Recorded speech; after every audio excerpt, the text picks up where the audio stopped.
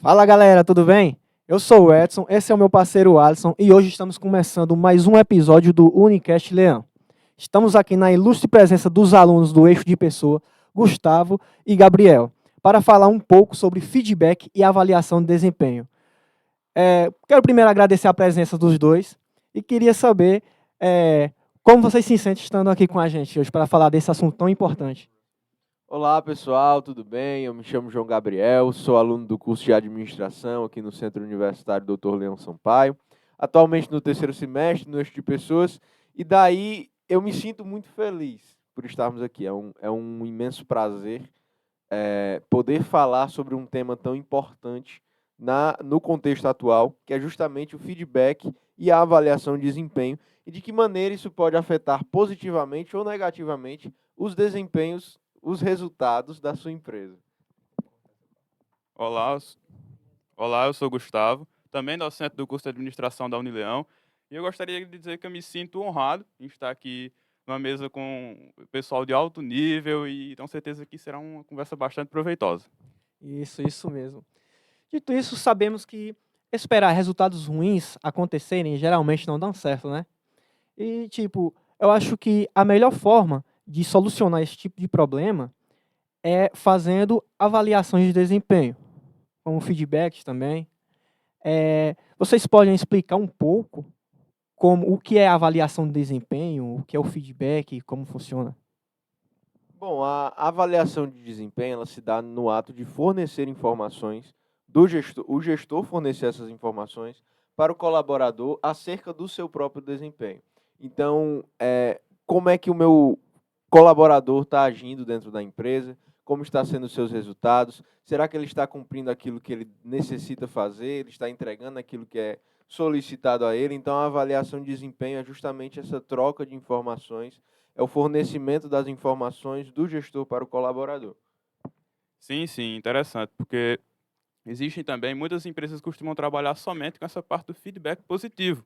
Elas não gostam de adentrar a parte do feedback negativo para o colaborador. Eles não sabem como chegar para o colaborador e dar um negativo do seu trabalho, como eles podem estar crescendo na empresa, entende? E quais são os benefícios? Tanto como a empresa realizando feedback, e realizando também a parte de avaliação de desempenho.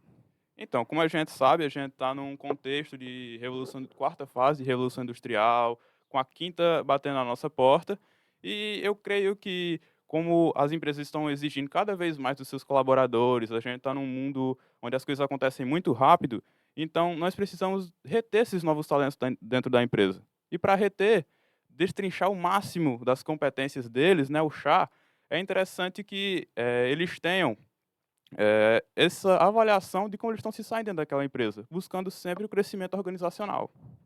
Querendo ou não, segundo o próprio Gavenato, né, ele diz que o processo de avaliação de desempenho, o processo de feedback, ele visa encontrar maneiras de melhorar o desempenho do colaborador. Então, através disso, a gente pode reconhecer de antemão talentos que a gente não conseguiu visualizar antes, ou problemas que podem ser gerados mediante de certos tipos de comportamento, certos tipos de maneira de desempenhar o seu trabalho. Então, ele busca a harmonia, ele busca melhorar o desempenho do colaborador, bem como todo o clima ali da empresa. Ainda sobre a avaliação de desempenho, existe só uma forma de fazer ela ou tem outras maneiras? E como? Então, existem várias técnicas que podem ser aplicadas para que seja feita essa avaliação de desempenho.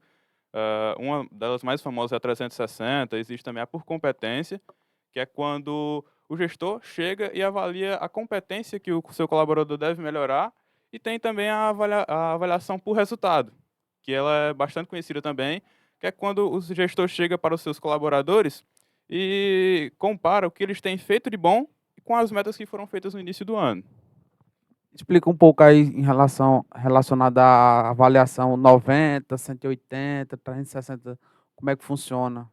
Bem, a avaliação 90 graus, a avaliação de desempenho 90 graus, ela é justamente quando o gestor ele dá a opinião dele, o feedback dele para o colaborador, sem que haja uma troca, sem que haja a opção do colaborador falar também como ele se sente. Ele apenas escuta aquilo que o gestor tem para dizer e pronto, e daí acabou. Essa é uma das maneiras mais antigas e pouco efetivas, de fato, né? Não são, de fato, não é algo saudável, de fato, porque não há a opção do colaborador se expressar, não há a opção do colaborador falar como ele se sente ou o porquê que está acontecendo aquilo daquela maneira. A gente também tem a avaliação 180, que já aí é uma troca, né? O gestor, ele fala, ó, você está fazendo assim, assim, você está indo bem, você não está indo bem, você esse mês entregou mais do que deveria ou entregou menos do que deveria. E, ao mesmo tempo, o colaborador, ele tem a opção de falar com o gestor, de dizer, olha, de fato, eu não fiz assim por conta disso, disso, aquilo, outro, ou então, de fato, eu tenho me saído bem e é graças, vamos supor, ao treinamento, é graças às oportunidades de crescimento que têm sido me oferecidas, né? Então já é algo melhor, já é algo mais aprimorado, é algo que é mais saudável para a empresa. E também a gente tem a avaliação 360, como o Gustavo falou, que é justamente quando não é considerado somente o que o gestor e o colaborador especificamente acreditam, avaliam, mas sim todo o entorno. Então, o colaborador ele vai ser avaliado pelo gestor, o gestor vai ser avaliado pelo colaborador, o colaborador vai ser avaliado pelos seus demais, ao seu entorno, né, os seus colegas de trabalho. Então, imagine, se eu sou teu colega aqui, eu vou te avaliar e tu vai me avaliar também, entende? Interessante tu falar que a 90 graus é algo mais antigo, algo porque ainda existe nas empresas. Inclusive, é um dos fatores que pode ocasionar a demissão silenciosa, quando você tem um colaborador que só escuta coisas negativas sobre si e ele não pode se expressar, entende? E querendo ou não, isso faz com que o colaborador ele se sinta desvalorizado. A gente vê que, com o passar do tempo, o salário, por exemplo, ele não é o principal de tudo. É importante que o colaborador ele se sinta valorizado, é importante que ele se sinta reconhecido, é importante que ele se sinta ouvido. Então, se o colaborador ele não tem voz no seu trabalho, ele não tem como se expressar, querendo ou não, como ele falou, isso vai afetar negativamente o seu trabalho, gerando, por exemplo, uma demissão silenciosa, que é justamente quando o colaborador ele faz aquilo que é necessário somente. Ele perde a proatividade, ele perde a motivação, ele só cumpre tabela, digamos assim. Ele só faz aquilo que ele é pago para fazer e acabou. E se for um colaborador que esteja querendo crescer, ele com certeza vai sair da tua empresa. Então, é bom você rever esse processo. Por isso, o feedback também funciona muito bem nessa parte de avaliação de desempenho, né? Hoje, uma das grandes dificuldades que os gestores têm é de dar um feedback negativo. Por quê? Porque eles acham que muitas vezes o colaborador vai ficar desmotivado, né? Desmotivado. Então, para vocês, o que é que o gestor poderia fazer se existe algum treinamento que conseguisse dar um feedback negativo, ou tem outra metodologia que conseguisse que o colaborador entendesse que naquele momento o gestor estaria dando um feedback negativo, porém para o bem dele? Sim, sim, claro. Então, não é um método em si, mas existe como você falar, existe onde você falar, entendeu? Essa parte do feedback, para você dar um feedback para o seu colaborador, você tem que pensar muito como você vai falar. Como você disse, o pessoal, os gestores costumam ter medo dessa parte do feedback negativo. Só que isso não vai ser bom a longo prazo, entendeu? Porque você vai estar carregando vários pontos negativos na sua empresa que não vão se melhorar se o colaborador não souber o que ele está fazendo de ruim. Então, o que muitas outras empresas costumam fazer, alguns gestores costumam fazer, é aquela técnica de, vamos chegar para conversar, aí eu começo falando um ponto positivo sobre o colaborador para depois dar o negativo, o que é que ele precisa melhorar. Esse não é tão bom, entende?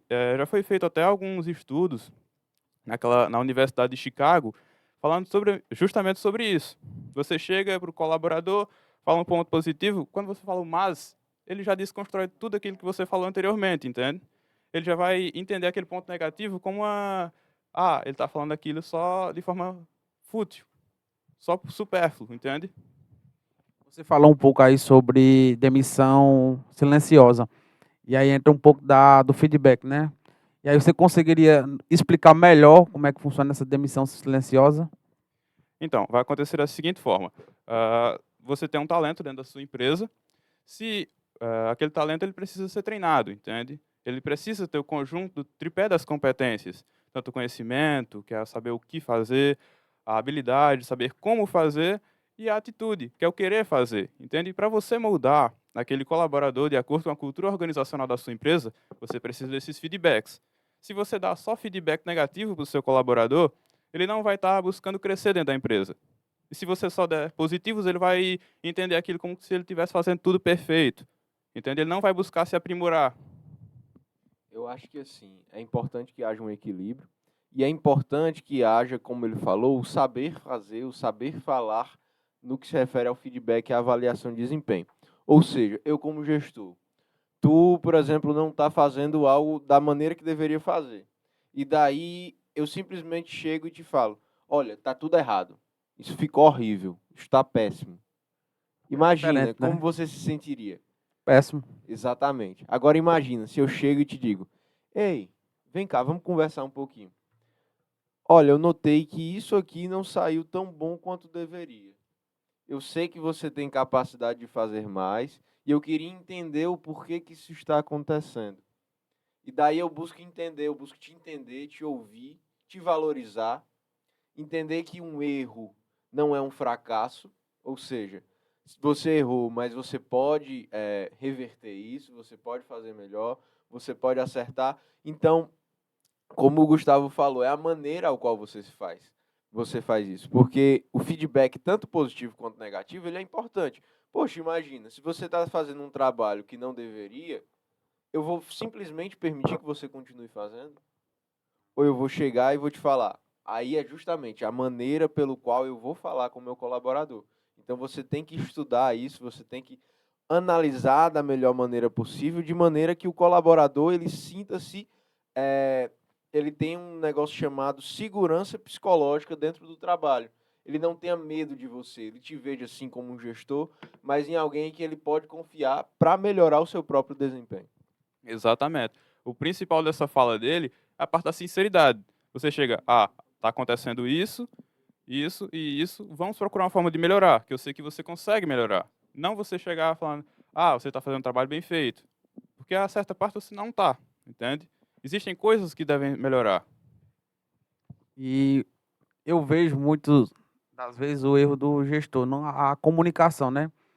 Muitas vezes o colaborador é um excelente funcionário, porém não tem aquele feedback. Muitas vezes ele está num dia ruim, está com alguns problemas dentro de casa, está com até muitas vezes situações financeiras bem ruins e o gestor não reconhece. Até porque você precisa entender um pouco como é que começa o funcionário, o que é que ele está passando. E muitas vezes o funcionário pode dar um algo a mais, porém só está nas funções erradas, alocado nos lugares errados. Então, de antemão, eu queria saber em relacionado também à parte de LNT. Como é que funciona? Se vocês tem como nos explicar como é que funciona na parte de gestão dentro da empresa? Bom, a LNT é uma sigla para levantamento da necessidade do treinamento, consiste justamente quando está tendo alguma coisa de errado, né, algum indicador, seja, por exemplo, o absenteísmo, vamos supor, a turnover, que é a rotatividade dos colaboradores, ou seja, eu demito e contrato muita gente. Então, a LNT surge quando eu avalio os problemas da empresa, né? Eu vejo, isso aqui não está funcionando. Por quê? Daí eu vejo, olha, a gente está com dificuldade nisso, nisso, nisso, nisso.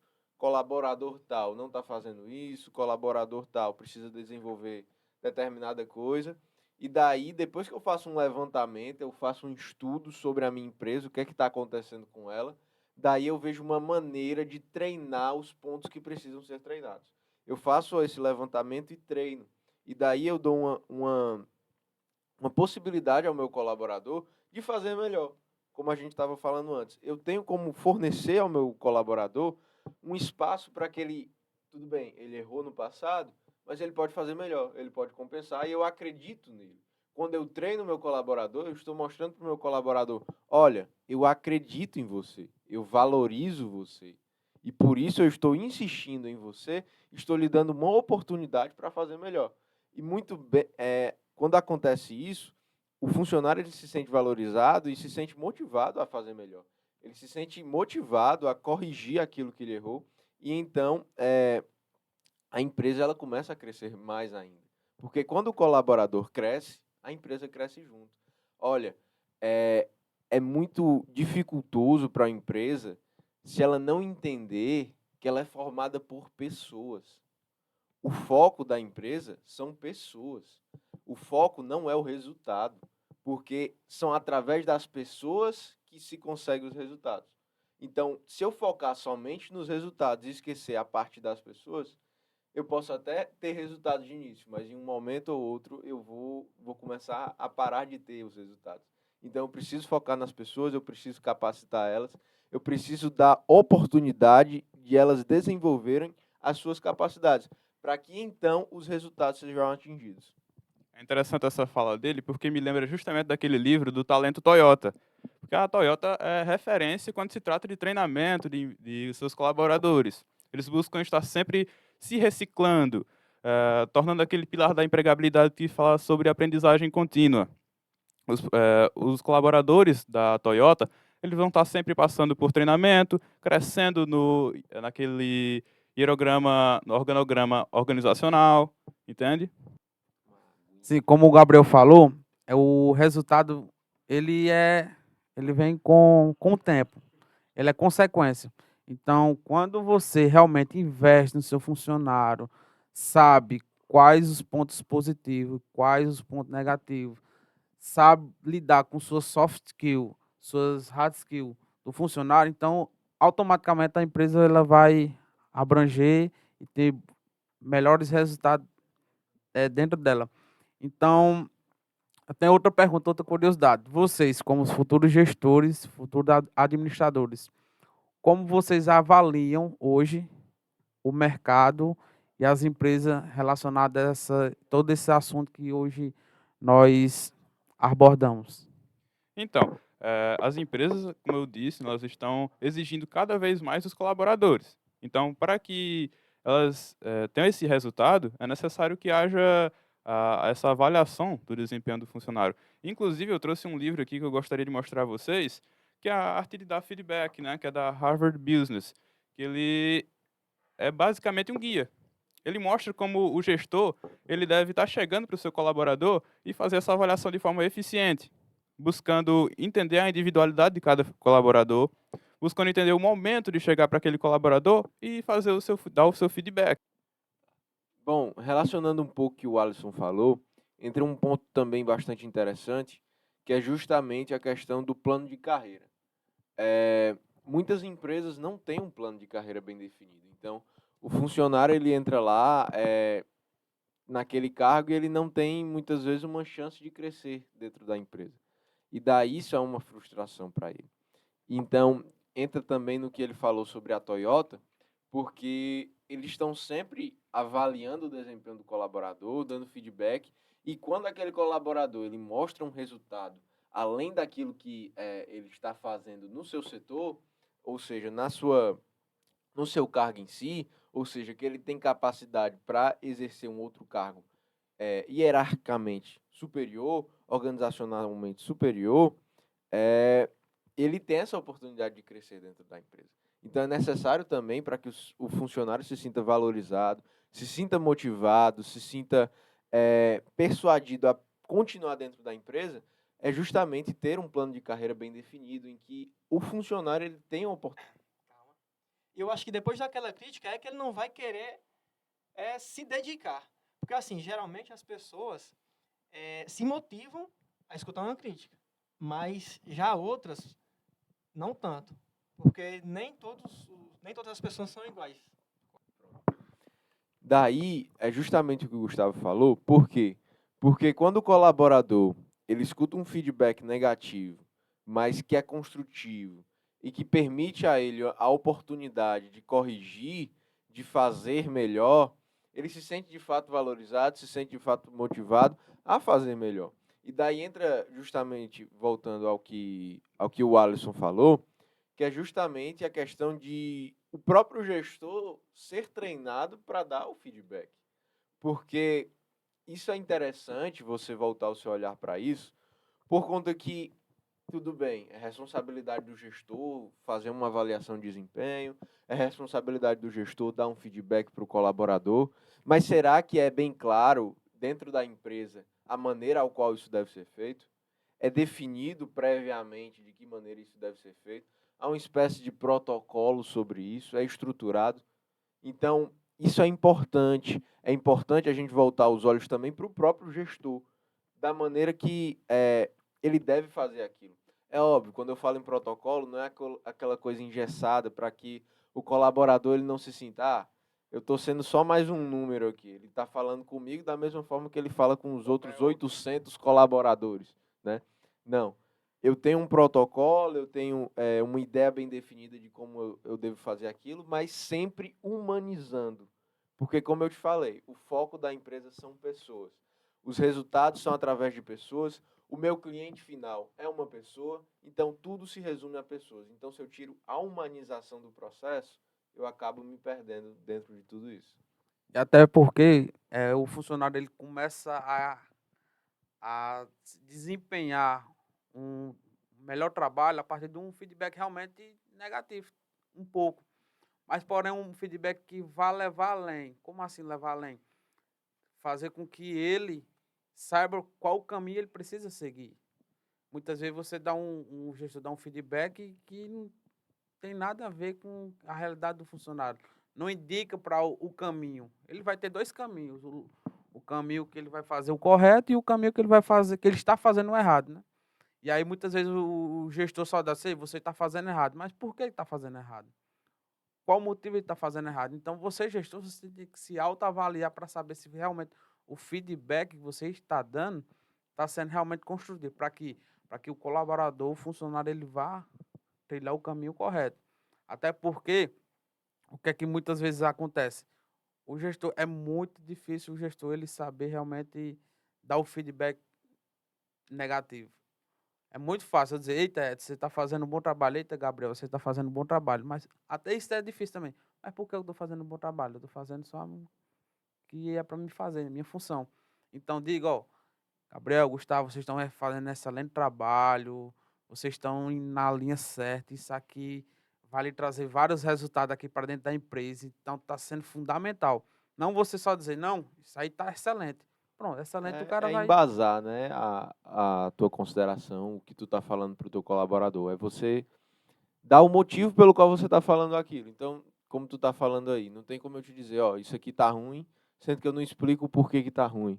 Assim como não tem como eu te dizer, olha, você está fazendo um bom trabalho, sem te apresentar os teus resultados, sem te dizer, olha, você, vamos supor, bateu a meta esse mês, você foi o colaborador com mais vendas, entende? E daí, entrando um pouco no que tu falou, acho que há um outro ponto importante que parece óbvio, mas na realidade ainda é muito presente nas empresas, que é o quê? A imparcialidade e a ética dentro do processo de avaliação de desempenho e feedback. Por quê? Porque às vezes o colaborador não, o gestor simplesmente não gosta de você. E daí você faz um trabalho muito bom, você está fazendo o seu trabalho, mas por ele não gostar de você, ele vai e diz, ó, você está fazendo ruim, não sei o quê. E, enfim, isso é prejudicial. Isso é danoso para uma empresa.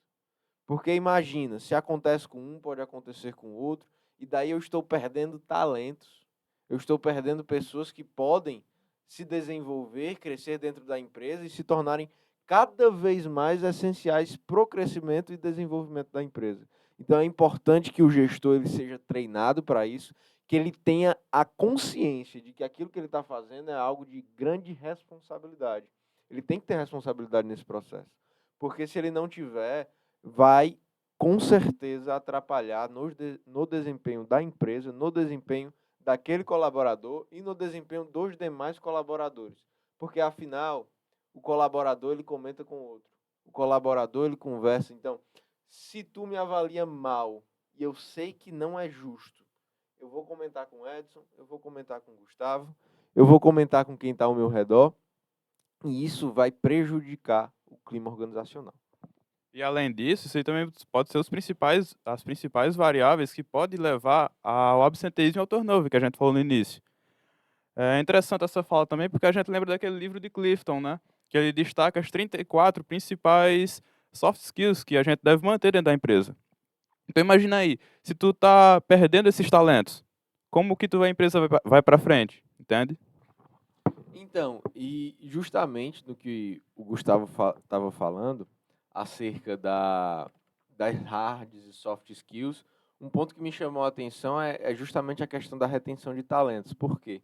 Porque eu estive num evento recentemente, no qual foi trazido um estudo e foi tratado acerca do tempo de permanência das pessoas dentro das empresas conforme a sua geração.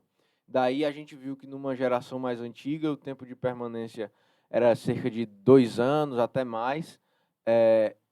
A geração subsequente foi cerca de 1 ano e um pouquinho. E na geração mais atual, que é a geração Z, esse pessoal que está entrando agora no mercado de trabalho, o tempo de permanência máximo numa empresa foi de cerca de 11 meses. E eu te pergunto, por quê?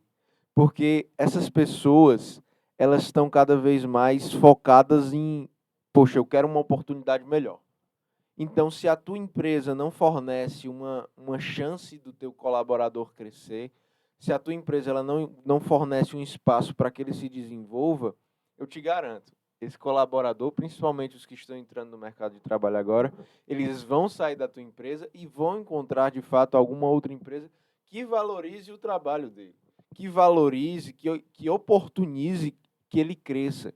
Então, é importante continuar com essa mentalidade de permitir que o colaborador cresça, de investir no colaborador, de capacitar, de treinar, de aperfeiçoar, de avaliar, fazer a avaliação de desempenho, de dar feedback para que, então, haja o crescimento do colaborador e, consequentemente, da empresa. Porque se o colaborador cresce, a empresa cresce junto. E até é ruim essa parte do colaborador estar saindo da empresa porque não tem desenvolvimento, ele não consegue agregar valor dentro dela, não por conta dele, mas sim por conta que a empresa não possibilita essa parte de desenvolvimento.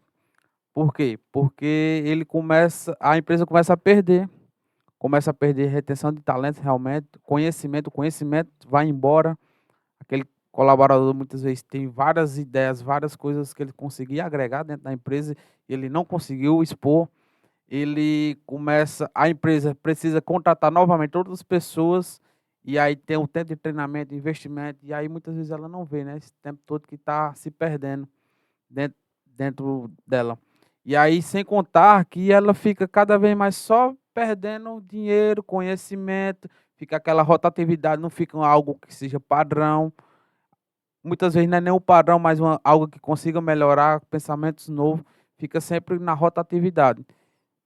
Exatamente, a empresa acaba perdendo aquela competitividade que ela tem no mercado.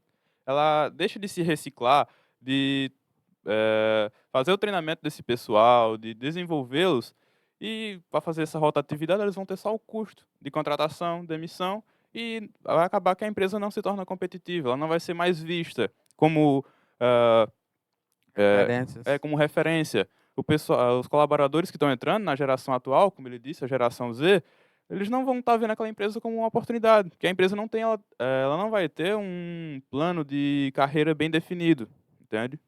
Querendo ou não, isso não é prejudicial só para o colaborador, essa rotatividade de sair e entrar de outra empresa. É ruim para a própria empresa.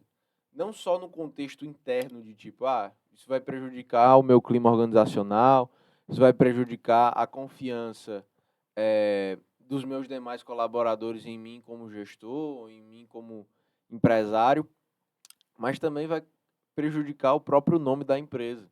Imagina, uma empresa em que contrata e demite muita gente, contrata, demite, será que aquele colaborador, aquela pessoa em que está no mercado de trabalho, que tem várias oportunidades, ele vai escolher estar naquela empresa que há uma rotatividade muito alta? Será que ele não vai se perguntar, poxa, por que essa empresa demite e contrata tanta gente? Então, isso vai, de certa forma, prejudicar o próprio nome da empresa também. E daí, um ponto interessante que eu vi também nesse evento em que eu estive, foi justamente a questão dos custos de um recrutamento e seleção, como foi falado. Foi estimado que, nos Estados Unidos, o custo de um recrutamento e seleção de uma pessoa era cerca de $4.500. Então, imagine isso aqui no Brasil. Imagina o custo que você está tendo para contratar, recrutar, treinar, capacitar para que aquela pessoa esteja na empresa, para que pouco tempo depois ela saia e você tenha que fazer tudo de novo, você tenha que gastar de novo, porque há os custos diretos e os indiretos. O próprio tempo do teu gestor ali, o próprio tempo daquela pessoa que está fazendo o recrutamento e seleção, ele é contabilizado como... Sim, justamente sobre esse teu ponto aí, eu peço até licença para falar sobre a empresa do Paulo Cuenca, em relação a essa gestão de carreiras, né, que o colaborador tem dentro da empresa. Eles trabalham com a política de que o colaborador ele cresça, ele tome realmente o seu lugar no organograma da empresa, entende? E assim, esse é um ponto bastante importante, porque muitos gestores, ao encontrar, por exemplo, um colaborador que ele faz um trabalho muito bom, bom demais, às vezes até para o cargo que ele está ocupando, eles têm um certo receio de permitir que aquele colaborador cresça, por medo de que em algum momento, eventualmente, ele possa pegar o seu lugar, né?